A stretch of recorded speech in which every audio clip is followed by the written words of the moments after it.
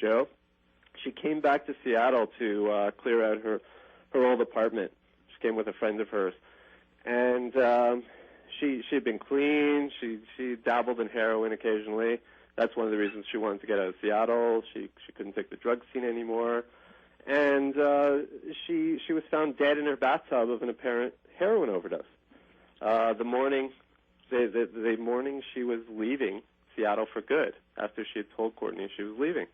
Very suspicious circumstances, but it's, some of the conspiracy theorists have linked the Kristen Pfaff death to Courtney, and they're convinced that Courtney had something to do with it. It might be a little bit of a stretch. It's hard to see how Courtney could have done it, but we've actually uncovered a lot of new information in this book. We traveled to Buffalo, and we interviewed members of her family, and they're extremely suspicious of the circumstances surrounding. Kristen's mother particularly has her diary. Kristen had kept a diary, and when they got the diary after Kristen died, some pages have been torn out, and we now know that Courtney admits to being in the apartment the morning that Kristen was found dead. She was in the apartment while the body was still there. She and Eric Erlandson, who was Kristen Pfaff's ex-boyfriend. Jackie, are you very familiar with this case? I was actually reading the Who Killed Kurt Cobain, the guys that you're talking to now. I was reading it the moment that I turned on the radio and heard this. No kidding. You know what, Jackie? Mm-hmm. Go out and buy the new book, Love and Death, because it's apples and oranges. You'll get the complete rundown in the new book, and I presume you're a Cobain fan? Yes. So it's a must for any Cobain fan. Really, this book is dedicated to Kristen Pfaff and Kurt's fans, people like yourself, because you guys deserve to know the truth. All right. I appreciate it, Jackie. Good question. Thanks for calling. No problem. Thank you, guys. 800-ROCK-TALK, 800-762-5825. Love and Death, the murder of Kurt Cobain, Ian Halpern, and Max Wallace. We also have Tom Grant with us. Let's go to Felicia, line number 2. Hey, Felicia, welcome to the show. Hello.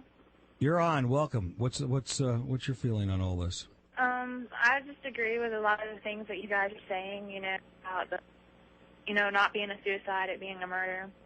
And, maybe not, directly Courtney Love doing it herself, but maybe hiring someone to do it, like maybe one of her friends or a friend of Kurt's that, actually did the drugs with him or whatever. And because I know, maybe about 4 or 5 years ago, I was reading a magazine, and it had an excerpt from, I guess, the first book that, was written. And, I mean, it touched me a lot, and that's when I first started realizing, it wasn't, a suicide, because, I, agreed, that it was a suicide because he was a drug addict, and I knew that. And I knew Courtney was a drug addict as well, and I felt sorry for her, You bring up a good point, Felicia, about who might have done it. If Courtney didn't do it, who did she get to do it? And you talked about somebody he'd done drugs with. We did a lot of research into that, the idea of staged suicides.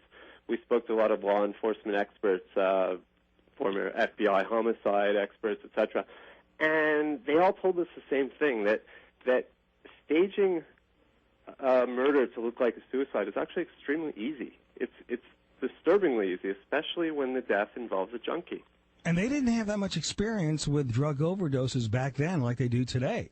Well, yeah, and you see, the way it would have done, the scenario that we see is that, well, the coroner, we mentioned that this Colorado coroner has been reviewing the forensics for over a year, and her theory is that somebody, and Felicia mentioned somebody that did drugs with Kurt, that makes sense, somebody just gave Kurt an overly pure dose of heroin, what's called a hot shot.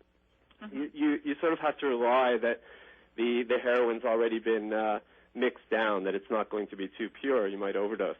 And so somebody gave Kurt an overly pure dose, 100% pure dose. All they had to do was wait for him to lose consciousness, and then they could have set it up and pulled the trigger, used his finger to pull the trigger so that it looked like a suicide. It's actually we probably shouldn't be saying this, how easy it is to stage a murder to look like a suicide, but it really is. And you might have followed that case a couple of weeks ago where the guy admitted to killing his girlfriend. Mm-hmm. She had hanged herself.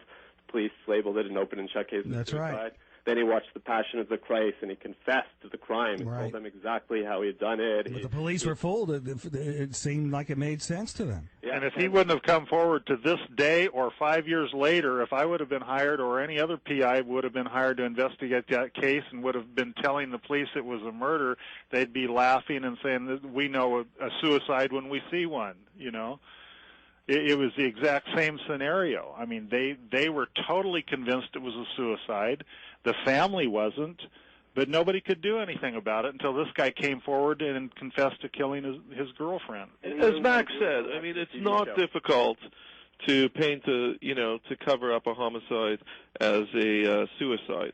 It's very easy. I mean, Kurt Cobain's not the first case. Let's be very clear about that. But the fact is, Kurt Cobain is definitely the most important rock icon in the last, I'd say, maybe since Jimi Hendrix or Bob Marley. I mean, I'm talking as an individual. Sure, there have been groups like the Beatles and the Stones who have changed society, but as an individual artist goes, I don't think there is anybody else who had the power to influence a whole generation.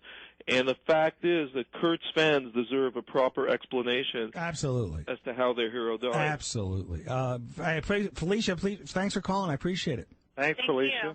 800-ROCK-TALK, 800-762-5825 to reach the Allan Handelman Show. Phones are busy, so if it is, just hang up, try again. 800-ROCK-TALK. Before we go to Terry, let's talk about, we're flashing to the present, watching her on Letterman, watching Courtney in the news and getting arrested. She did say on The View, and you guys heard it, that she's not doing drugs anymore. Do you believe it? We talked to her old boyfriend. I don't know if you remember when she was on Barbara Walters way back, I think in '95, where she was named one of the 10 most fascinating women of the people of the year. Right. And she told Barbara Walters at the time that she was off drugs and she had cleaned up her act and she was still grieving over Kurt. And then that night, according to her ex-boyfriend, she called up the boyfriend and was bragging about how she had bamboozled Barbara Walters. Yeah.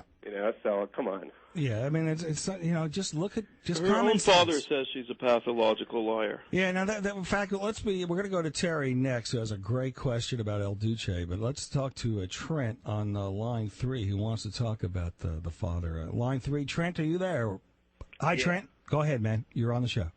Yeah, I just wanted to ask the question. I heard rumors. I haven't heard much about it since probably the last 8 years, but I had heard a rumor that Courtney's own father was convinced that she did it or had it done. Oh, yeah. That's true. But the fact is, as Max previously said, anybody could say whatever they want. It doesn't mean that Courtney Love murdered Kurt Cobain or is involved in a murder conspiracy, especially with her father, Hank Harrison. I mean, he's been estranged from Courtney for years. He seems to have his own agenda. He apparently is trying to publish a book about the whole deal. I don't think it's proper for a father to come out publicly and accuse his own daughter of murder. I think the important fact in this case is that you have experts like Tom Grant who really have evidence pointing that Cobain did not commit suicide. These are the people we have to take seriously, and these are the people who have, the credibility to get the case reopened. All right, very good. Trent, thank you for your call in Chicago. Let's go to Terry, line number 1. Welcome to the Allan Handelman Show, Terry. Gentlemen, hope this night finds you well. My question is about El Duce. I watched a documentary a few years ago, and he said pretty much he was offered $50,000 to kill Kurt Cobain. And later in the documentary, it said that he was killed by a train. Now, has that been investigated? Is that we talk a lot about that in the new book. 8 days after he gave that interview, he was mysteriously run over by a train in Riverside, California. Correct, yeah. It's a very bizarre case. we do go into that in detail, and we have some new information. Okay.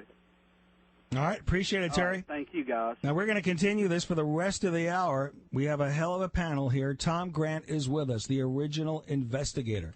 Ian Halpern and Max Wallace. This is the book we're talking about. It's called Love and Death, The Murder of Kurt Cobain. It is now out. And we're going to put stuff up on my website once we get a chance, probably tomorrow, to update it, because this was kind of a last-minute deal. Stay tuned for more of the Allan Handelman Show.